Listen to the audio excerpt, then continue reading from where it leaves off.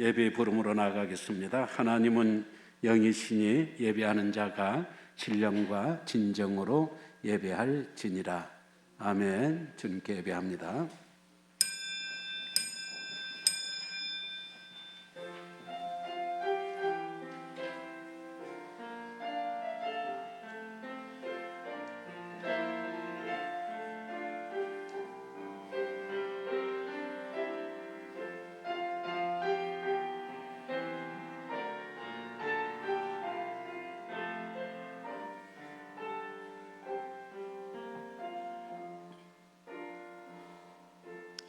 사랑과 은혜가 풍성하신 하나님 아버지, 우리가 아직 어둠 속에 있을 때에도 우리를 잊지 않으시고 우리를 권념하시며 우리의 작은 부르짖음에도 응답하시는 하나님, 오늘 우리가 하나님 앞에 예배합니다.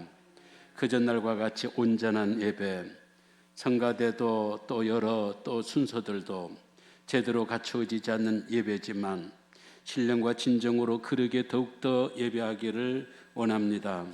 우리 예배를 받으시고 하나님께는 영광이요 온 땅에는 평화와 그리고 코로나가 종식된 아름다운 대한민국으로 새로워지게 하옵소서.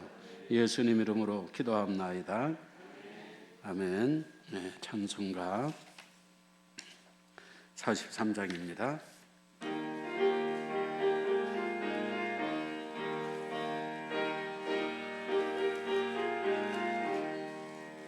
즐겁게 안식할 날, 반갑고 좋은 날, 내 마음을 편케 하니 즐겁고 예쁜 날, 어절의 성함 민 아버지 앞에서 참되신 삼위일체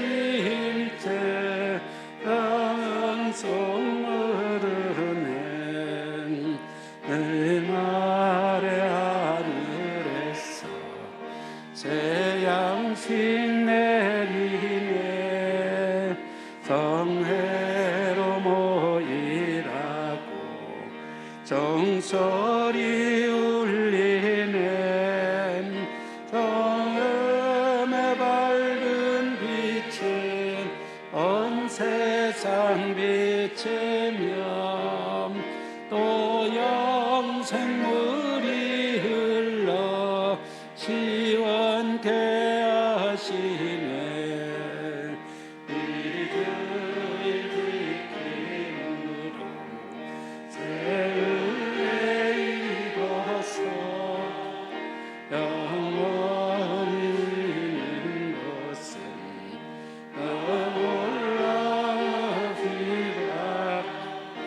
영문께 찬미하고 성자와 또 성령 성 대신 삼위일체 다 찬송 부르셈. 아멘. 사도신경으로 우리의 믿음을 고백하겠습니다. 전능하사 천지를 만드신 하나님 아버지를 내가 믿사오니 그의 아들 우리 주 예수 그리스도를 믿사오니 이는 성령으로 잉타하사 동정녀 마리아에게 나시고 본디오 빌라도에게 고난을 받으사 십자가에 못 박혀 죽으시고 장사한 지 사흘 만에 죽은 자 가운데서 다시 살아나시며 하늘에 오르사 전능하신 하나님 우편에 앉아 계시다가 저리로서 산 자와 죽은 자를 심판하러 오시리라. 성령을 믿사오며 거룩한 공예와 성도가 서로 교통하는 것과 죄를 사하여 주시는 것과 몸이 다시 사는 것과 영원히 사는 것을 믿사옵나이다. 아멘. 앉으셔서 412장입니다.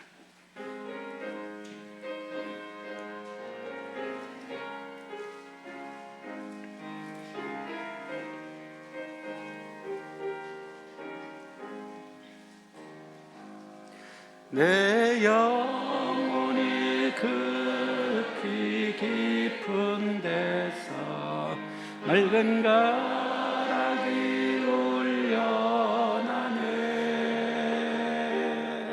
하늘 곡조가 언제나 흘러나와 내 영혼을 위사네.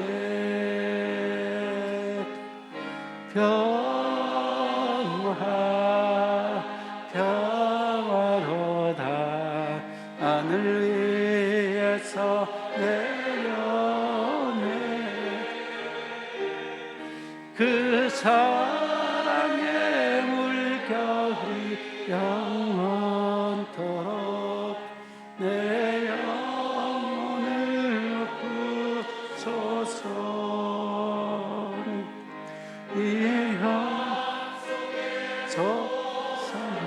이 평안은 예피무치 오래로다. 나의 보화를 되뇌어 가져갈 자 그 누구도 없으리라.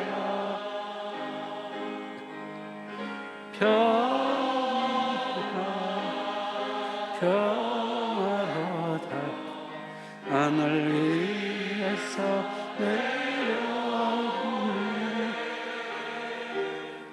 그 사랑의 영원토록 부소서. 내 평화가 넘쳐나는 주의 큰 가슴이라. 내가 주와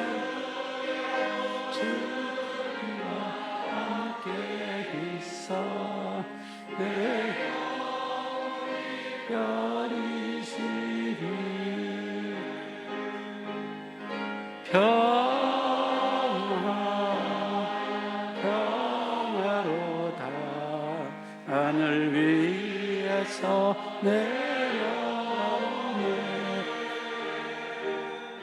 그 사랑의 영원토록 내 영혼 부소서. 이 땅 사는 동안 잠든 평이나 내가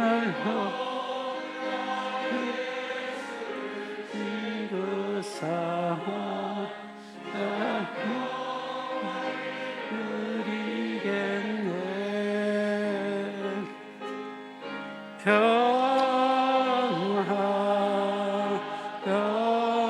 평화로다 하늘 위에서 새려오네. 그 사랑의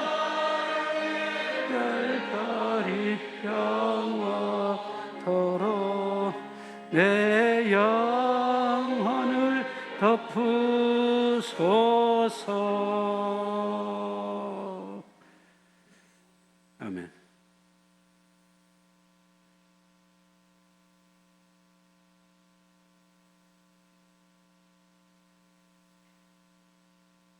전능하신 하나님, 때를 따라 햇빛과 땀비를 내려 오국 백화가 결실하는 일을 허락하시고 그중에 가장 아름다운 시우를 주님 앞에 나와 인생으로 이루어질 수 은혜를 베푸시니 감사와 찬양과 영광을 돌려드립니다.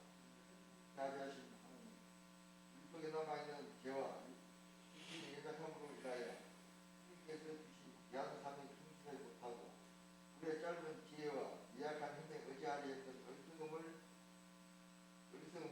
그리고 주님의 뜻을 이루는 삶이 아니라 내 천만을 이루기는 이기 삶을 살아왔음을 고백하오니 이 머리를 들기 전에 영웅 같은 주님의 손길을 그리스다 용서하여 주시고 저요. 주님 앞에 온전한 모습으로 바로 설 수 있도록 인도하여 주옵소서. 아멘. 거룩하신 주님, 우리 대한민국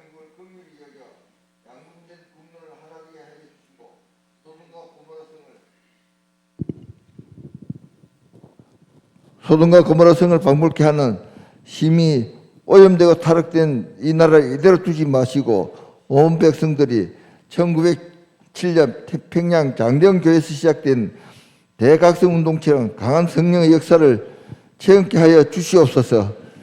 그리하여 이 사회에서 조롱받고 있는 이 교회들이 거듭나 이 나라를 선도해 나가는 놀라운 자각운동이 일어나게 하여 주시옵소서.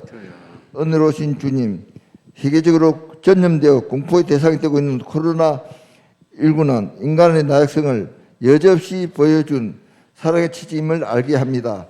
이로 인해 신체적, 경제적인 타격을 말할 것 없고 우리의 초라한 모습을 노출한 계기가 되었습니다.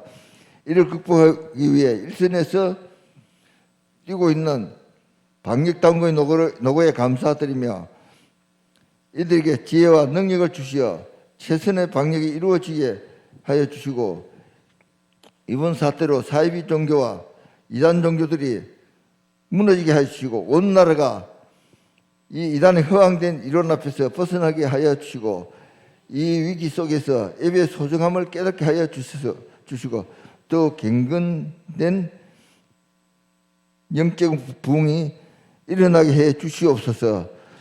존귀하신 주님, 주님의 피값으로 씌우신 우리 늘비교회를 위해 기도합니다. 우리 교회가 지역사회를 품고 성장하게 그리스도 안에서 새 생명을 얻게 하시고 상처 입은 가정들을 치유하게 하며 당하는 심령들의 삶의 의미와 목적을 발견하는 계기가 되게 하시며 이 일을 주도하실 담임 목사님께 영육과는 강건함을 허락하시어 더욱더 강하게 무장하시고 오늘 귀한 말씀으로 단위에 서사오니 우리의 나약한 영혼들을 위해서 주님의 은혜가 간절히 필요하오니 시들어져가는 영혼 모두에게 영안의 귀가 열리게 하시고 받은 말씀에 의지하여 이 험한 세상 살아가는데 커다란 삶의 지표가 되게 해 주시옵소서. 담임 목사님을 돕는 부교육자님들에게도 주님의 가호를 기대합니다.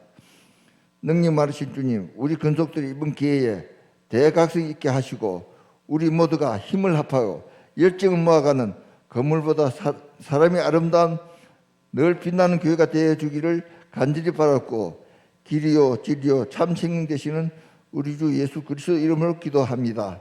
아멘. 아멘.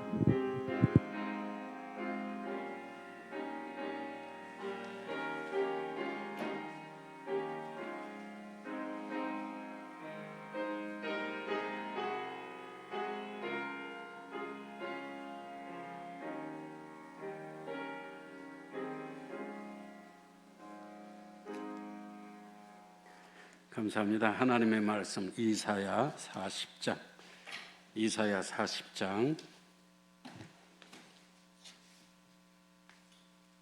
1절 2절만 읽겠습니다. 같이 읽겠습니다. 너희 하나님이 이르시되 너희는 위로하라 내 백성을 위로하라 너희는 예루살렘의 마음에 닿도록 하라며 그것에게 외치라 그 노역의 때가 끝났고 그 죄악의 사함을 받았느니라 그의 모든 죄로 말미암아 여호와의 손에서 벌을 배나 받았느니라 할지니라 하시니라. 아멘.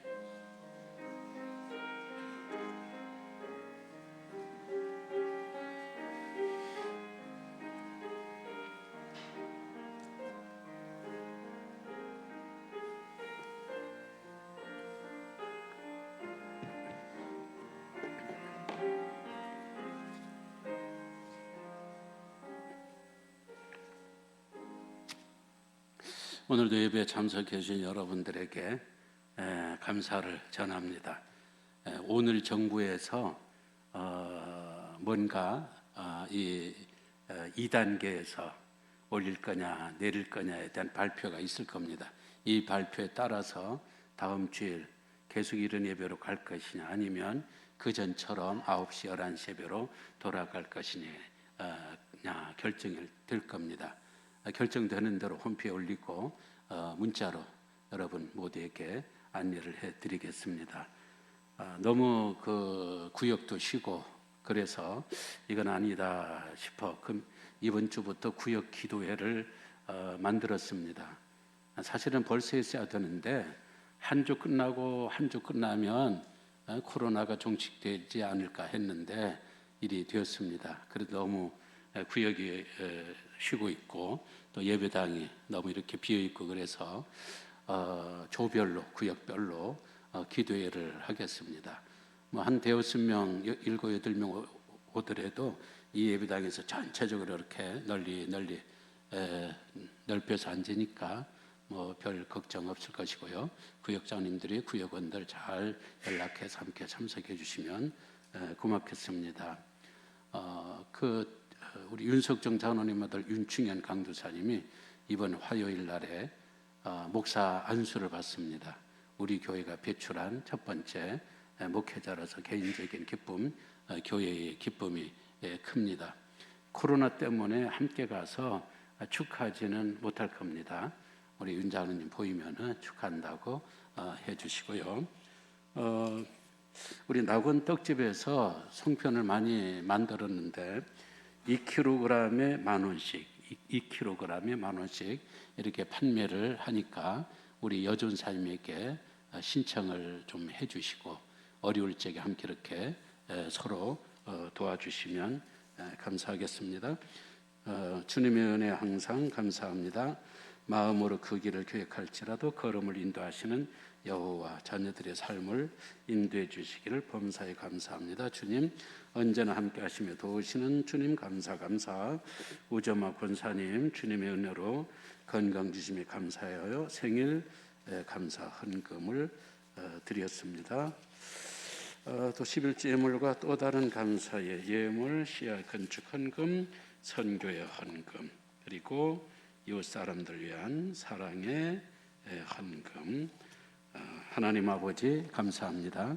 오늘도 어려운 가운데 하나님 앞에 나와 예배할 수 있는 믿음을 허락하심을 감사합니다. 힘들고 어려울 적에 모래 위에 세운 믿음이 아니라 반석 위에 굳게 세워진 믿음임을 증명하게 하시고, 그리고 또 우리 예배가 여러 가지 위험 속에 어려움 속에 있지만 마음의 평화와 평안을 허락하여 주시기를 원합니다.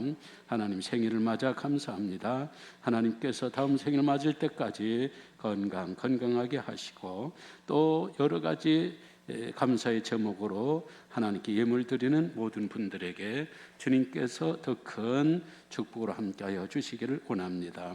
모든 수요가 하나님의 것을 증거하고 인정하는 11조를 주께서 귀하게 보시고 우리 믿음이 하나님 앞에 억지나 그리고 체면 때문에 하는 것이 아니라 기쁨으로 구원이 즐거움으로 자원하는 심령으로 하나님을 찬양하게 하시고 헌금하게 하시고 각각 드려지는 모든 헌금들을 주께서 받아 하나님 크게 복을 허락하여 주시기를 원합니다. 대한민국 이 땅이 다시 일어설 수 있도록 대통령으로부터 온 백성들이 이르기까지 주님께서 단합하게 하시고 힘을 주시고 또 용기를 주시고 미래에 대한 희망으로 나아가게 하여 주시기를 원합니다. 어려움 중에 있는 분들이 있습니다. 특히 병 중에 있는 분들, 우리 권사님 그리고 여러 집사님들 한 분 한 분 주께서 살펴주시고 예배를 통하여 힘을 얻게 하시며 그리고 주여 만져주심으로 온전한 기적의 치유들이 일어나게 하여 주시옵소서. 예수님 이름으로 감사하며 축복하며 기도합나이다. 아멘.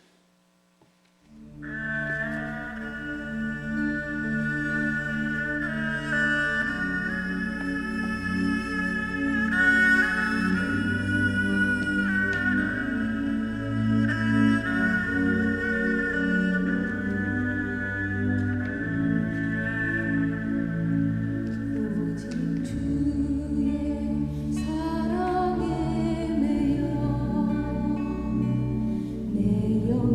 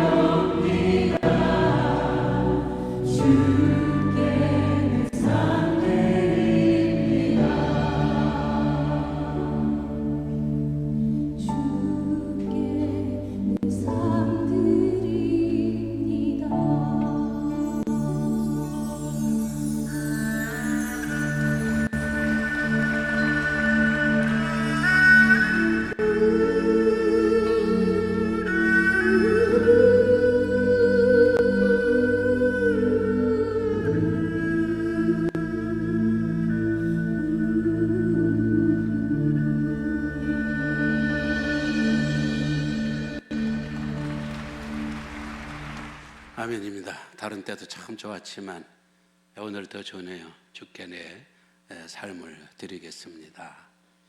코로나가 우리 한국에 상륙한 지 10개월째 참 긴 병에 용사가 없고 긴 병에 효자가 없는 것처럼 10달 정도 되니까 이제 다 지쳐 있는 것 같아요.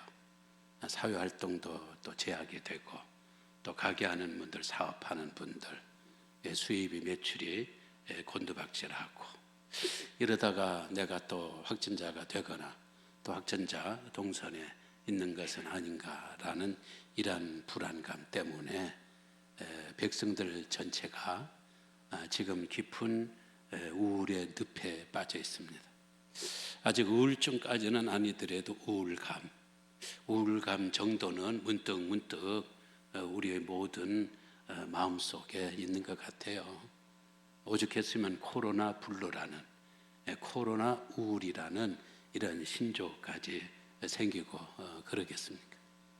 사실 이런 때는 좀 정치가 우리를 좀 즐겁게 하고 이 국민들의 이 마음들 우리 이 우울증들을 떨쳐버리고 이렇게 쫙 일어서도록 으쌰으쌰 해줘야 되는데 오히려 정치가들이 우리를 더 힘들게 하고 있는 것 같아요. 이 대한민국의 정치가들이 머리는 좋은데 생각은 참 못났어요. 요즘에 더더욱 그런 걸 느껴요. 머리는 굉장히 좋아요. 머리는 굉장히 좋은 것만큼 생각이 좋았으면 얼마나 좋아요. 내 생각들이 참 못났어요. 하는 생각들이 이게 일반인들을 생각하지 않아요. 대한민국을 생각하지 않아요. 어떻게 하면 권력을 잡고 어떻게 하면 권력을 누리고 어떻게 하면 내 그 자리를 보존하고 이런 것들 때문에 국민들이 그게 뻔히 보이니까 화병이 막 속이 막 뒤집어지고 화병이 생겨요. 그러니까 이제 우울하니까 이 돌파구를 찾아야 되잖아요. 돌파구를 찾는다는 게 유튜브예요. 유튜브에 들어가면 내가 원하는 소리, 내가 듣고 싶은 소리 유튜브만 찾아 들어요. 요게 끝나면 저기 가면 이리로 가고. 그리고 유튜브를 할 줄 모르는 분들은 또 관심이 없는 분들은 트로트 열풍에 빠져요. 트로트. 옛날에는 트로트 하면은 이제 흘러간 옛 노래 정도로 이렇게 생각을 했는데 요즘에 이 트로트가 사람들이 워낙 지쳐 있으니까 그리고 활동이 제약을 받고 어디 바깥 출입을 못하니까 이게 트로트가 우리 마음속에 위로가 되는 거예요. 이게 뭔가 들으면은 가슴이 짠하고 지금 그런 상황 가운데 있습니다. 참 이 세상이 사는 것 자체가 우울인 것 같고요. 사는 것 자체가 이게 눈물인 것 같아요. 인생의 최고의 풍은하라고 할 수 있는 다윗도 그가 시편 150편을 150편 중에서 73편을 남겼어요. 굉장하잖아요. 절반의 그 모든 노래가 우리 시편하면 전원적이고 목과적이고 그리고 행복하고 구원의 즐거움을 막 찬양하고 이러한 행복한 찬가 같은데 그러나 다윗이 쓴 시편 73편을 가만히 보면요 고난과 슬픔과 아픔과 눈물이 이야기해요.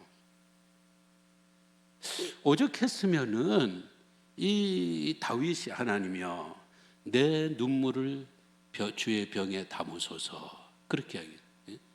내 눈물을 병에 담아달라는 거예요. 내 눈물이 뭐 한두 방울 뚝뚝 하는데 무슨 그릇이 필요하겠어요. 근데 눈물을 이 병에 담아달라는 것은 가죽부대에 담아달라. 엄청 인생에 눈물을 많이 흘렸다는 거예요. 사람 앞에서는 울지 않았지만 왜? 왕이니까 사람 앞에서는 울 수가 없잖아요. 사람 앞에서는 울 수가 없어서 하나님의 어깨에 기대어서 하나님 앞에서 내가 그 눈물을 하나님 보시지요. 나의 억울함을 하나님 보시지요. 나의 고통을 하나님 보시지요. 내 눈물을 주의 병에 담으소서. 참 그렇게 이야기를 해요.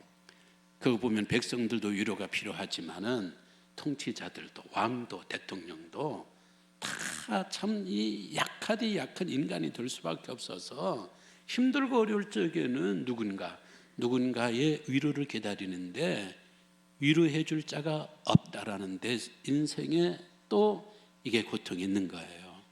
오늘 1절의 말씀 보세요. 너희 하나님이 이르시되 너희는 위로하라 내 백성을 위로하라. 위로하라는 말이 반복해요. 이 말은 뭐예요? 그냥 한번 위로하라 안 된다는 거예요. 너무 깊은 고통과 너무 두려움에 불안에 염려에 내 백성들이 빠져있기 때문에 이사야야 너는 내 백성을 위로하고 또 내 백성을 위로해다오 그런 거예요. 내 백성이 지금 위로를 받기 원하는데 위로해 줄 자가 없다는 거예요. 그러니까 너라도 가서 내 백성을 위로해서 절망 중에 낙심 중에 빠져있는 백성들을 일으키라라는 이야기죠. 이 사전적 의미로 위로라는 게 뭐예요? 위로라는 좋은 말로, 좋은 행동으로 슬픔을 달래주는 것. 고통을 보담아주고 또 슬픔을 달래주는 것이 그게 위로잖아요. 그러나 여러분, 위로도요 아무나 위로해서는 안 돼요. 위로에 어느 정도 자격을 갖춘 사람들, 위로가 뭔지를 제대로 아는 사람들, 위로의 지혜가 있는 사람들이 위로를 해야 돼요. 위로가 뭔지를 알아야 된다는 거예요. 많은 사람들이요 위로는요 해결책이라고 생각해요. 힘들고 어렵고 또 낙심 중에 있는 사람들에게 이래라 저래라 그게 위로라고 생각한다니까요. 위로는요 해결책 제시가 아닙니다. 위로는 공감이에요. 공감. 그 마음에 함께 해주는 거예요. 그 고통에 함께 해주는 거예요. 울고 있는 사람에게, 절망에 빠져 있는 사람에게, 고통과 아픔 중에 있는 사람들에게 남편을 떠나보내고 인생에 큰 위기를 당하고 질병을 만나서 어찌할 수 없는 황당함에 빠져 있는 사람들에게 이런 말로 이렇게 위로하고 저렇게 위로하고 해결책을 제시해주고 그게 아니고요. 같이 울어주는 것, 같이 걱정해주는 것, 같이 손잡아주는 것, 아니면 그 옆에서 가만히 있어주는 것, 이것이 진정한 위로인데 우리 교인들이 지혜가 없어요. 교인들이 마음이 좋잖아요. 마음이 착하잖아요. 교인들이 동정심이 많거든요. 동정심이 많다 보니까 지금 이 사람은 위로의 대상이 아니에요.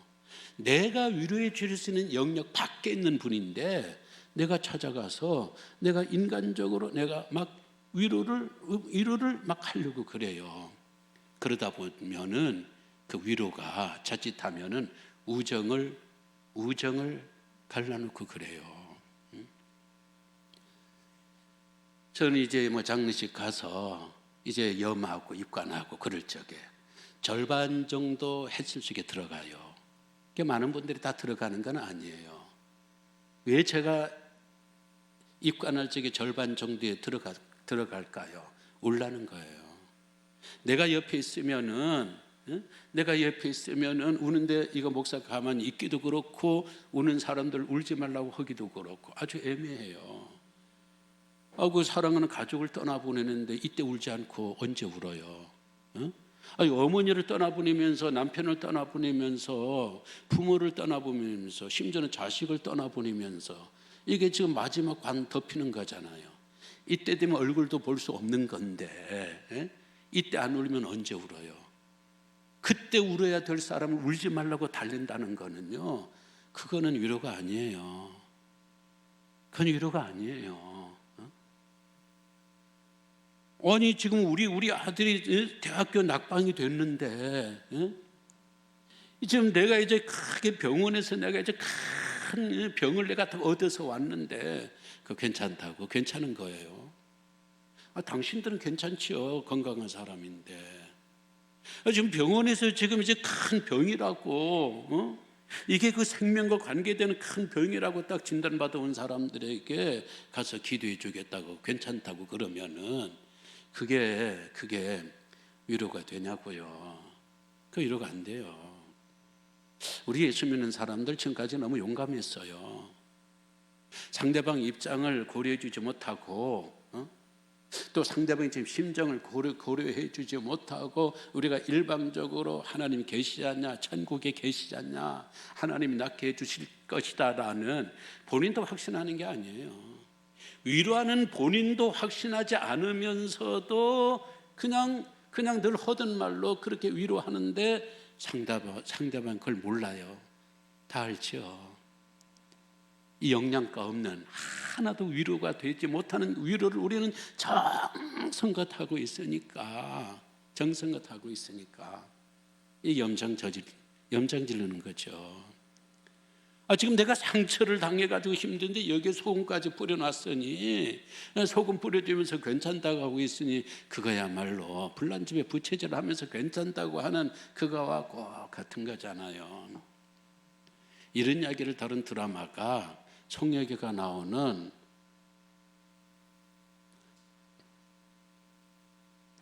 그 겨울 바람이 분다, 그런 드라마예요.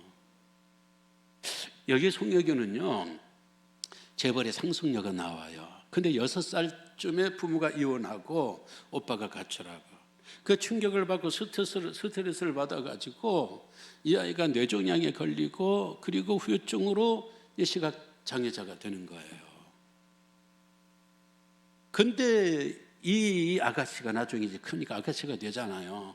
아가씨가요, 엉터리 같은 놈한테 홀딱 반해요. 날라리한테. 이게 말이 돼요? 착한 아이가. 그리고 부모님이 돌아가시고 자기가 재벌 상속녀니까 엄청나잖아요. 신랑감이 얼마나 좋은 사람들이 많이 오겠어요. 비록 앞은 잘 보이지 못하는 시각장애인이라고 할지라도. 그래도 이 깡패 같은 놈한테 홀짝 반해요. 반한 이유가 있어요. 오빠는 다르다는 거예요. 오빠는 나를 위로하는 방법이 다르다는 거예요. 왜냐하면 내가 6살짜리 수술을 하게 되니까, 뇌종양에 걸려서 수술하게 되니까 6살 난 나에게 필요한 거는 위로였는데, 사람들은 자꾸 용기를 주려고 해요. 용기. 나에게 지금 필요한 거는 위로였는데 사람들은 위로를 가정해서 용기를 자꾸 건네는 거예요. 야, 괜찮아, 항암하면 돼, 수술 받으면 돼, 넌 괜찮아, 끄떡없어. 이 정도는 끄떡없어. 6살 아이가 그걸 어떻게 알아요? 항암이란 그 말 자체가 두려운데, 수술하는 그 자체가 두려운데, 이런 수술하고 있는 두려움을 떨고 있는 나에게 용기를 자꾸 주려고 하니까 이게 너무 힘들다는 거예요. 그러니까 물어요. 그래, 그럼 그때는 어떻게 해야 되는데? 그때는 나한테 용기를 주려고 하지 말고 나를 위로해 줘야 했어. 6살짜리에게 맞는 위로. 6살짜리에게 맞는 위로는 너는 수술해도 넌 이겨낼 수 있어. 넌 항암을 넌 감당할 수 있어. 그런 용기가 아니라 어떻게 하냐? 울고 싶으면 지금 울어도 돼. 두려우면 지금 두려워도 돼. 무서우면 지금 무서워도 돼. 내가 네 옆에 있어 줄게. 내가 네 옆에 있어 줄게. 난 이걸 원했다는 거예요. 근데 그때 울지 말라고, 이까지 울지 말라고 하니까 그때 울지 못했는데, 지금도 나는 6살 그때만 생각하면 자꾸 눈물이 난다는 거예요. 그때 차라리 울게 놔두고 울라고 나한테 같이 울어주고, 그러면 내가 2, 3일 울고 그 다음 끝이었을 텐데, 그때 나를 울지 못하게 했기 때문에, 그것도 위로라고 나를 위로한다는 그런 위로가 나는 6살만 되면 자꾸 지금도 눈물이 나온다는 거예요. 왜 6살하고 눈물하고 추억이 같이 겹쳐지고 있을까요? 이 잘못된 위로가 주는 사람들 때문이에요. 그 사람들 나쁜 사람들이 아니에요. 긍휼이 있고 동정심이 많은 사람이거든요. 그러나 어떻게 위로해야 되는지, 이런 상황에, 이런 타이밍에, 이런 심정에 내가 어떻게 위로하는 것이, 어떤 말로 위로하는 것이 진정한 위로인지 그걸 모르고 내가 생각하는 위로를 강요한 거예요. 울지 말라고, 두려워하지 말라고, 항암 끄떡없다고. 6살 아이가 그때 너무 큰 상처를 받아서 마음을 닫아버려요. 그때부터 누구에도 말도 누구의 위로도 받지 않으려고 합니다. 이런 사람들이 욥의 이야기잖아요. 제가 지금 욥에 대한 이야기, 고난을 주제로 책을 쓰고 있어요. 이제 몇 달 안으로 좀 좀 더 이따 쓰려고 했는데 이 코로나 때문에 내가 아무것도 할 수 없으니까 내 스스로가 막 무기력증에 빠져가지고 그래서 좀 벌써부터 이 책을 쓰려고 계획 중에 있었는데 조금 당기고 좀 한 60% 정도 조금 섰습니다만은 옆에 새 친구들이 찾아와서 욥을 위로하는 거예요. 뭐라고 위로를 하는가? 이게 인생이라는 거예요. 응? 사람은 고생을 왜 낳나니 풀이 하늘을 나는 것 같이 너 다 고생이라는 거예요. 그리고 이런 그 고통, 이런 아픔 가운데 나는 하나님을 찾겠고 하나님에게 나의 모든 것들을 아뢰겠다. 그 말은 뭐예요? 슬퍼하지 말라는 거예요. 말이 돼요? 10명의 자식들이 죽었는데 이 아비에게 슬퍼하지 말라고 그 말이 돼요? 낙심하지 말라고 이게 위로냐고요, 이게. 예? 아니 우리가 아들 하나가 죽어도 지금 죽자사자하고 그럴 텐데 졸지에 아들 딸 10명을 잃은 아버지에게 와서 울지 말라고 나 같으면 이런 때 나는 하나님에게 기도하게도 말이 돼요. 사람이 다 그래요.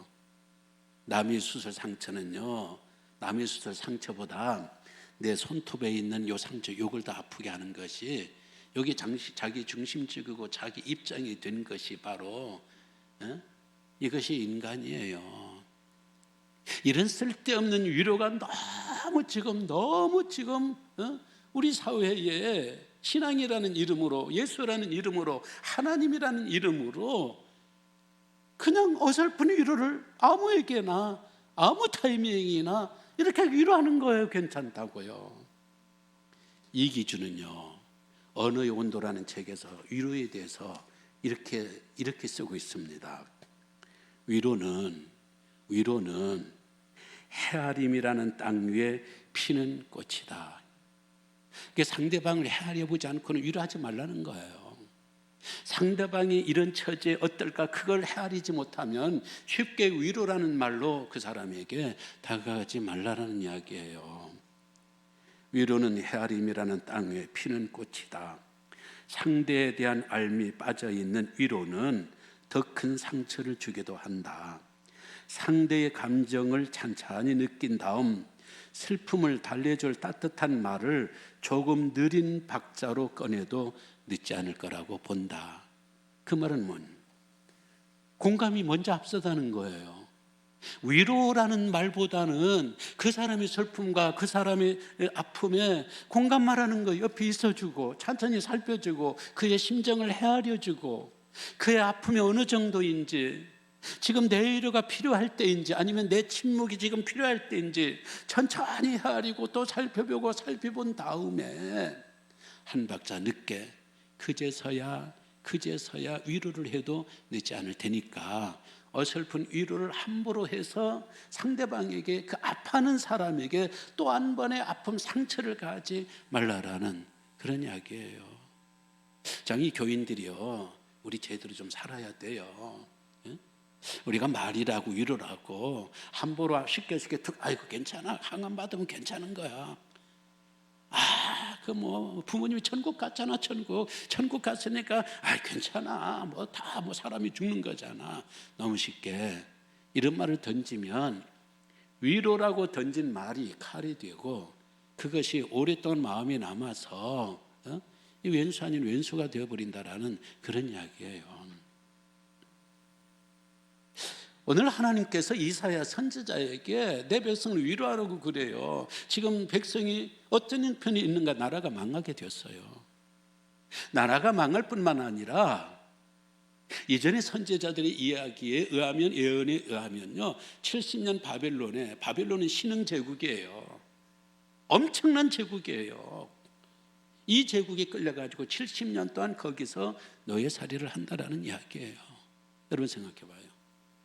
노예살이를 한다면 내 아내가 남의 아내가 될 수 있고 내 아내가 남의 하녀가 될 수 있고 놀이개감이 될 수가 있어요.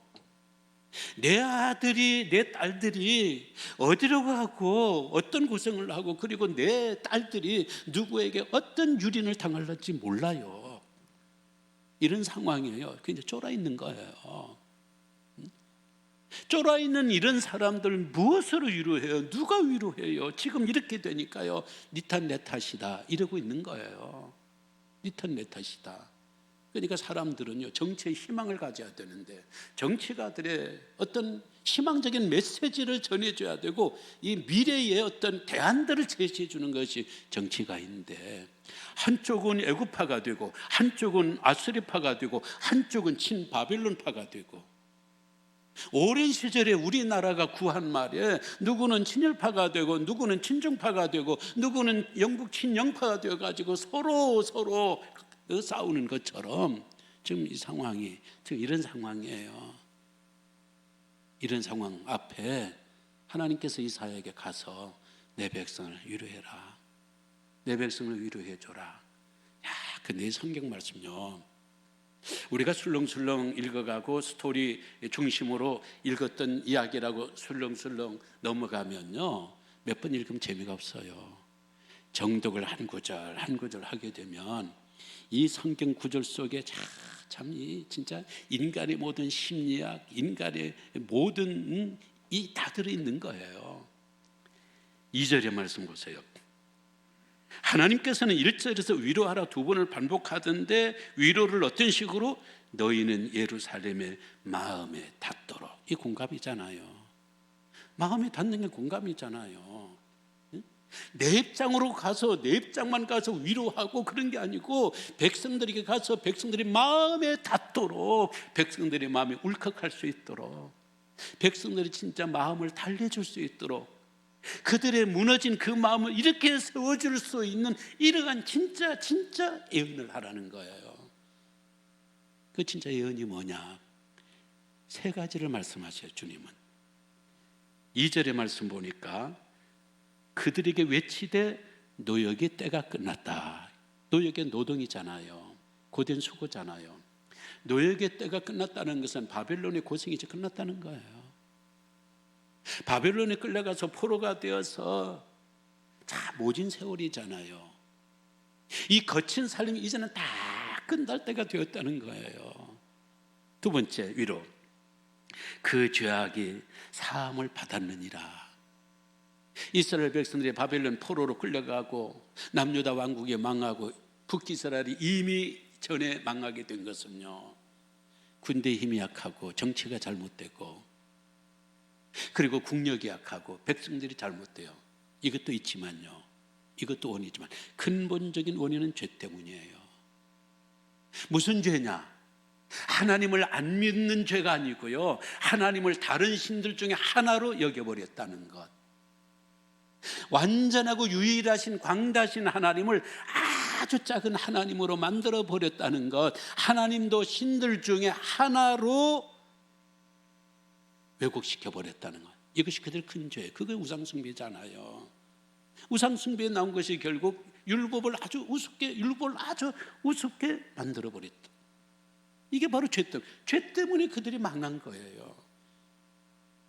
그래서 그들이 죄 때문에 슬퍼하고 죄의 늪에 빠져가지고, 우리가 왜 하나님의 법을 어기고 율법을 어겼나, 왜 조상들과 맺은 그 약속을 우리가 깨뜨려버리나, 스스로 이런 어떤 그 자괴감, 자해하고 있는 그 백성들이 찾아가서 죄가 사함받았다. 너희들이 죄가 사함받았다. 최고의 위로잖아요. 최고의 위로. 그리고 3번째 위로가 뭐냐? 3절, 외치는 자의 소리여 이르되 너희는 광야에서 여호와의 길을 예배하라, 사막에서 우리 하나님의 대로를 평탄하게 하라. 무슨 말이에요? 이제 돌아간다는 거예요. 이제 고국으로 다시 돌아간다는 거예요. 고국으로 다시 돌아가는데 그게 얼마나 먼 길이에요. 엄청난 먼 길에 위험이 도사리고 있어요. 거기에 산적들도 있을 것이고 베두인들의 공격도 있을 것이고, 그리고 추위와 더위와 이런 먼 행군인데, 먼 고된 길인데, 하나님께서 오래전에 출애굽시켜서 애굽에서 가나안까지 구름기둥 불기둥으로 만나와 메추라기로 먹으면서 이렇게 쫙 호위하고 길을 열어주시고 대로를 만들어 주시지, 이번에도 너희들에게 또 한 번 그 일을 하시겠다는 거예요. 이번에도 하나님이 그 일을 하신다는 거예요. 얼마나 큰 큰 위로입니까? 예? 얼마나 큰 위로를 이스라엘 백성들이 받고 있어요. 여기에 거짓 위로가 지금까지 많았어요. 많은 선자들도 나가서 걱정하지 마라, 괜찮다. 우리가 누구냐? 우리 하나님의 선민이잖냐. 암만 우리가 그래도 하나님 우리를 버리시겠냐? 우리가 저 이방 군대들한테 우리가 완전히 우리가 피할 수 있냐? 절대 안 피한다. 우리는 믿음 있고 우리는 예배가 있고 예루살렘 성전이 우리를 지켜준다. 이것이 위로인 줄 알았어요. 이거 가짜 위로예요. 이게 지금 가짜 위로예요. 이런 가짜 위로들 다 걷어내고 이런 거짓 위로에, 예? 이런 것들을 다 거품을 걷어내고 진짜 위로를 하라는 거예요. 너에게 때가 끝났다. 너의 죄가 사해졌다. 이제 다시 예루살렘으로 귀국하고 귀환할 텐데 내가 또 한 번 출애굽의 그 기적을 내가 너희들과 또 한 번 보여주리라. 얼마나 큰 위로예요. 이런 위로가 있었기에 그들은 70년을 버틴 거예요. 이런 하나님의 근본적인 위로가 있었기 때문에 그들은 그 모진 바빌론의 70년 삶에서도 그들의 정체성을 잃지 아니하고 고국에 돌아가고 하나님께서 책임지고 인도하신다는 이 막강한 위로 앞에 저들이 견딘 거예요. 고린도 교회가 핍박에 크게 빠져 있을 적에 바울은 고린도 교회에 대해서 하나님을 이렇게 소개를 합니다. 하나님은 위로의 하나님이시다. 고린도서 1장 3절 찬송하리로다. 예수 그리스도 하나님, 그분은 우리를 위로하시는 위로의 하나님이라는 거예요. 정확하게 위로를 알고 계신다는 거예요. 어떤 위로를 해야 될지 백성들과 공감하는 그런 위로를 하시는 위로의 하나님이라는 거예요. 여기 위로라는 말은요, 헬라어로 보혜사라는 뜻이에요. 보혜사라는 뜻은 우리 곁에 오셔서, 우리 곁에 오셔서 합성어입니다. 보혜사는 어떤 분이냐? 우리 곁에 오시는 분이에요. 우리가 그분을 찾아가기 전에 그분이 우리를 찾아오셔요. 어떤 심령에게? 위로가 필요한 사람들에게, 위로가 필요한 심령들에게, 위로가 필요한 상황에 놓여 있는 사람들에게 그분이 찾아오셔서 보혜사, 위로의 영, 우리를 위로해 주시는 분, 하나님은 우리를 위로해 주시는 분이에요. 근데 바울은 위로의 하나님은 위로의 하나님이시라고 한 그 구절 앞에 먼저 또 하나를 집어넣어요. 하나님은 자비의 아버지시여.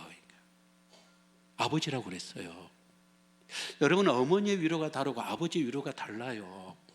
어머니의 위로는 함께 울어주는 거예요. 어머니의 위로는 함께 공감해 주는 거고 편들어 주는 것이고 안아주고 품어주는 게 어머니의 위로예요. 그 어머니의 위로도 크지요. 아버지 쉽게 위로하지 않지요. 아버지가 같이 아들과 울어줍니까? 딸과 울어줍니까? 아버지 위로는 달라요. 아버지 위로는요, 저 베란다에 나가서 예수 안 믿는 아버지라면 담배를 뻐끔뻐끔 피우면서 아들을 생각하고 딸을 생각하는 거예요. 아버지가 먼 산을 바라보면서 마음으로 가슴 아파하는 것들이 공감이 드는 거예요. 그 딸이, 어머니가 야 네가 그렇게 힘들었냐, 그런 어머니의 그런 위로에도 위로를 받지만요, 그 딸을 품어주지 못하고 딸을 입으로 말할 수 없어서 베란다에 나가서 먼 산 바라보고 있는 아버지의 그 등의 모습에서 위로받잖아요. 그게 자비의 아버지. 여기 자비라는 말은 긍휼이라는 뜻이거든요. 긍휼이라는 뜻은 늘 말씀드리지만은 자궁이라는 뜻이에요. 자궁은요, 자비의 대명사입니다. 자궁에 아기씨가 들어왔을 적에 이 아기 저 아기 이게 가려서 봤습니까? 병원에서요, 이 아기는 기형아라는 거예요. 촬영을 해보니까 아이가 제대로 발육도 안 되고 태어나면 뇌성마비로 태어나든지 뭐로 태어나든지 이 머리는요, 이거 낙태해야 돼요. 불안하고 속상하고 화가 나고 그냥 없애버리고 싶어요. 그러나 자궁은요, 따뜻하게 품어요. 차별을 하지 않습니다. 이것이 하나님의 자비인 거예요. 하나님의 위로는 가려가면서 그들 곁에 가시는 게 아니에요. 넌 죄가 많아서 위로할 수 없어. 넌 그따위로 자라서 위로할 수 없어. 넌 내가 하지 말라고 하는데 네가 그렇게 안 해서 내가 신앙생활 그렇게 해서 난 위로할 수 없어. 그런 하나님이 아니셔요. 하나님은 자비의 아버지라 모든 사람에게 찾아가셔요. 이유나 조건이나 뭐나 관계 다 찾아가서 그들을 위로하시되 바울은 또 말해요. 모든 환난을 위로하시는 아버지다. 모든 환난을 위로하시는 아버지라는 거예요. 인간들이 위로는요 짧아요. 인간들이 위로는 다 위로한다고 해요. 모든 면에서 위로하죠. 뭐 요즘 항암하면 돼. 항암하면 그냥 다 살아. 뭐 그렇게 넘어져도 하나님 계시니까 다시 일어설 거야. 뭐 다윗도 뭐 시굴락에서 죄 때문에 해서 일어섰잖아. 괜찮아. 지금 너무 쉽게 그래 버려요. 그러니 그건 가짜 위로예요. 그러냐 진통제 주는 거예요. 이제 상처 그대로 나는데 옥두정제 쓱쓱 발라주고 괜찮다고 보내는 거예요. 어떤 분이 병원에 가서 수술하게 되었어요. 수술대에 누웠는데 바들바들 떨어요. 그러니까 의사 선생님 손을 붙잡고 선생님 저 너무 무서워요. 저 수술 처음이거든요. 선생님 저 좀 살려주세요. 그랬더니 의사가 말이에요. 탁 젊은 사인데 아이고 괜찮습니다. 저도 오늘 첫 수술이거든요. 내가 최선을 다해서 내가 잘해드리겠습니다. 그 말이 돼요? 괜찮습니다. 그 순간은 그 찰나는 위로예요. 그 다음 말이 저도 수술 처음 해보거든요. 아까 안 웃은 사람은요 감정 불구자들이요. 그 이야기 안 웃으면요 내 감정이 지금 정상적인지 내 감정이 지금 불구는 아닌지 생각해 봐야 돼요. 그리고 나서 내가 최선을 다해서 잘해주겠습니다 하면은 그게 위로가 되냐고요. 이 초짜한테. 초짜란 말을 허지를 말든지 그게 위로예요. 그게 인간이 만들어내는 그런 일시적인 짧은 위로다라는 이야기예요. 지금 우리 사회가 진짜 위로가 필요한 것 같아요. 왜냐하면 위로 산업이 막 뜨는 산업이에요. 위로 산업 중에 1번이 뭐예요? 반려동물이잖아요. 강아지 키우는 것. 왜 강아지를 키워요? 위로받는 거예요. 강아지가 주인이 나타나면요, 오늘은 뭐 그냥 그따위로 살고, 오늘은 뭐 돈도 못 벌고, 오늘은 누구하고 싸워서 뭐 그러잖아요. 내가 넘어졌던 자빠졌던 상처받았던 내가 사람들에게 욕을 먹던 사람들이 칭찬받던 강아지는 무조건 나만 보면요 꼬리를 흔들어요. 10이면 10번 20번 거기서 위로받는 거예요. 무조건 내 편이 되어주고 무조건 나를 환영해주고 꼬리를 흔들어 주니까 강아지는 우울증도 없어. 강아지는 뭐 이랬다 저랬다 변덕도 없어요. 변함없이 꼬리를 쳐주니까 위로받으니까 사람들에게 위로를 받지 못하니 이런 데서 자꾸 이렇게 위로를 받으려고 그러잖아요. 바울은 말해요. 하나님은 모든 환난에서 우리를 넉넉하게 위로해 주시는 하나님이다.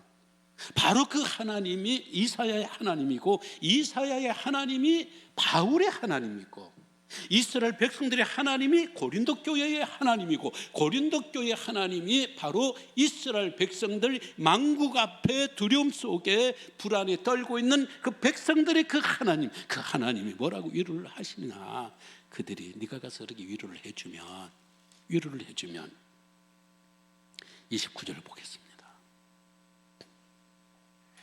피곤한 자에게는 능력을 주시며 무능한 자에게는 힘을 더하시나니 소년이라도 피곤하며 곤벼하며 장정이라도 넘어지며 쓰러지지만 그러나 여호와의 위로를 받은 사람들은 여호와의 격려를 받은 사람들은 오직 여호와를 앙망하는 자 새 힘을 얻으리니 독수리같이 날개치며 올라감 같을 것이요 다른 박질라 해도 곤비하지 아니하겠고 걸어가도 피곤치 아니한 이걸로 70년을 견디게 되고 다시 돌아오게 될 테니까 지금 그 백성들을 가서 위로하되 27절 백성들아 야곱아 어찌하여 내가 말하며 이스라엘 내가 이르기를 내 길은 여호와께 숨겨졌으며 내 송사는 내 송사랑선 내 원통함인 거야. 내 원통함은 내 하나님께서 벗어난다느냐. 이 말은 우리말로 말하면요 내 원통함은 왜 하나님께서 알아주지 않냐고 수리해 주지 아니하시느냐. 더 이상 그렇게 말하지 말라는 거예요. 내가 있으니까 그러라는 거예요. 말씀을 맺겠습니다. 인생 살다 보면요 변곡점이라는 게 있어요. 꽝 얻어맞아서 뭔가에 걸려서 뭔가 인간과에 뒤틀려서 우리 인생이 무너지고 망가지고 사는 게 너무너무 지치고 힘들 때가 있어요. 다 위로가 필요한 거죠. 인디안 청년 제레미라는 청년이 아버지를 잃고 너무 힘드니까 할아버지에게 가서 자기의 사정을 이야기하면서 이렇게 말했어요. 할아버지 사는 게 왜 이렇게 힘들어요? 할아버지 나 사는 게 너무 지쳐. 난 너무 힘들어. 그러니까 초등학교도 제대로 나오지 못한 인디언 농부 할아버지가 대학원 나온 사람들 하는 그런 이야기를 하는 거예요. 제레미야 인생이란 커다란 여행이다. 긴 여행이다. 양지를 걸을 때도 있고 음지를 걸을 때도 있지. 넘어져 봐야 언제 일어설지 알 수 있고 굶주려 보지 않으면은 풍요로움에 감사할 줄 모른단다. 한 번씩 한순간씩 이겨내다 보면 더 강해지느니라. 모든 위인들도 모든 영들도 갈림길에서 갈등을 했지. 그러나 가던 길을 멈추는 일은 없었단다. 그러니 너도 제레미야 너도 사는 게 힘들어도 계속 가라. 야, 너 겁밖에 못하냐? 네 오늘 모습 보면 네 아버지가 네 약한 너를 보면 뭐라고 그러겠니? 이렇게 야단치고 굳이는 할아버지보다는 지쳐도 계속 지칠 거야.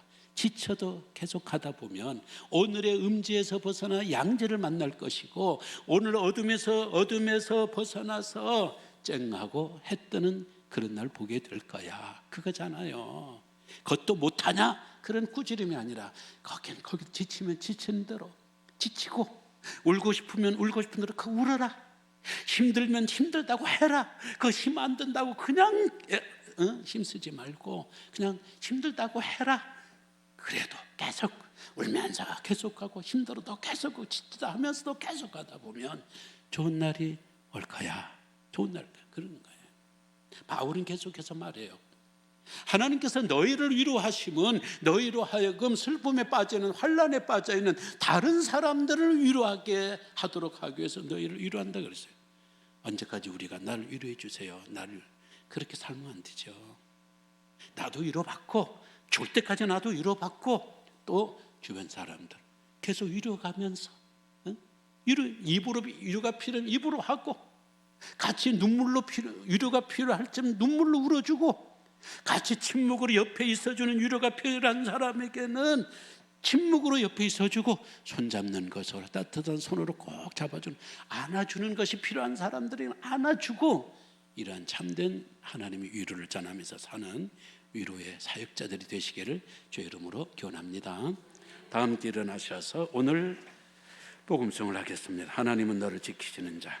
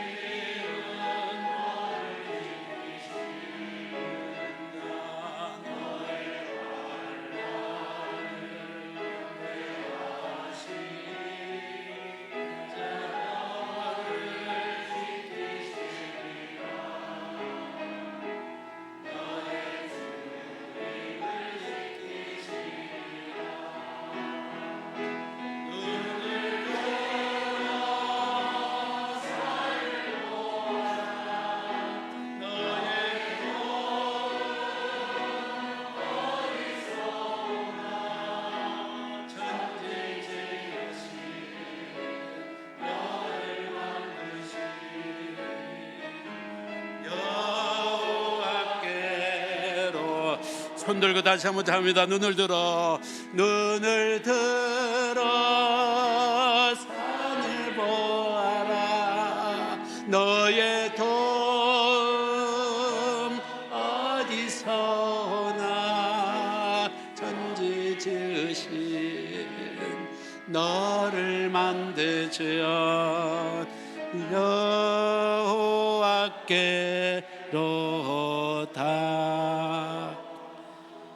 잘 나가다가 박자가 틀려버렸어요. 예, 여호와는 우리의 위로자가 되신다는 걸 생각하고 우리 위로받았으니 위로하러 나갑시다. 누구를? 대한민국을. 너희들은 위로하라. 오늘 말씀 기도합니다. 지금은 수고하고 무거운 짐진 자들 다 내게로 오라. 내가 너희를 쉬게 하며 위로하라 하리라. 우리를 초청해 주시는 예수 그리스도의 은혜와 오늘도 모든 환난에서 우리를 위로하시는 자비의 하나님 아버지, 하나님의 그 극진하신 사랑과 우리 곁에 계시면서 때를 따라 돕는 은혜들로 우리를 위로하게 하시는 성령님의 역사가 이제는 위로를 받았으니 대한민국을 내 주변의 사람들 위로하기 위하여 걸어가는 모든 늘빛 가족들 가운데 특히 병중에서 고통과 또 주의 치유를 기다리는 사랑하는 우리 모든 권사님 또 집사님들 가운데 항상 함께 계실지어다. 아멘.